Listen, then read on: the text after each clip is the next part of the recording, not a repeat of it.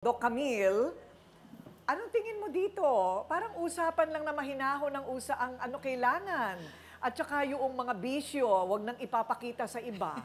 Hindi ba? Totoo yan. Malaking factor, ate ko rin, yung nakikita ng mga bata. Dahil sabi nga, merong mga 7 years old, 6 years old na nakatira dyan sa bahay na yan. Yung nakikitang pagbabangayan na yan, alam nyo, ang naapektuhan dyan yung mga bata.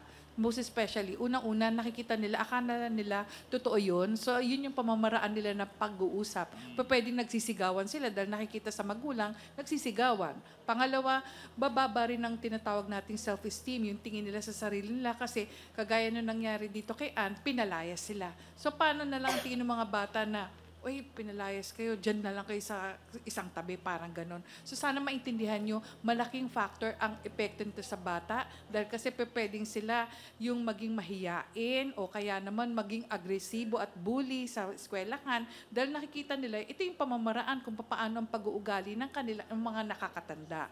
So sana maintindihan nyo na yung dito ano lang ang dapat mangyari? Admit your mistakes. Kung kayo ay talagang sabihin natin yung inyong mga mali ay talagang sinasabi nyo, opo, sorry, ganyan. Maging sincero kayo dahil kasi malaking factor yun para magkaayos-ayos kayo dahil pamilya kayo. Ayun, importante yun, yung aaminin mo yung pagkakasala mo. Ayan.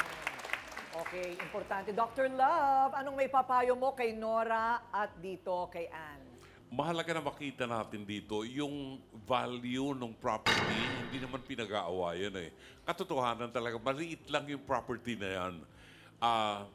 Hindi rin posible na lahat kayo ay tumira dyan sa property na yan. So hindi yun ang problema. Ang problema dito talaga yung makita ng bawat isa, yung respeto natin sa isa't isa. Ayun. Meron bang legalidad na kailangan pag-usapan dito, Yes, Attorney Lorna? Hindi na tungkol sa pamilya, no? Kasi nag-advise na tayo na kailangan ng respeto sa isa't isa at kailangan na mag-agree para sa extrajudicial partition. Ang nalaman natin sa chairman po ng Village Association. Okay. President. Yung property, kanya pala sila nagkaroon ng property na ganito, ini-expropriate, kinuha ng gobyerno ang property ninyo para magbili ng, para gumawa ng...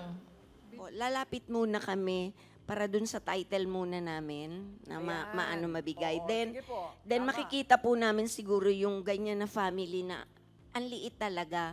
Kasi po hindi kami gaya nung ibang association na nung dumating sa site, equal yung tabas ng lupa. Kasi kami, nandoon na sa property. So, nang ibinigay sa amin yung property, as is where is. Ang bottom line doon is, paglaban natin ang karapatan natin.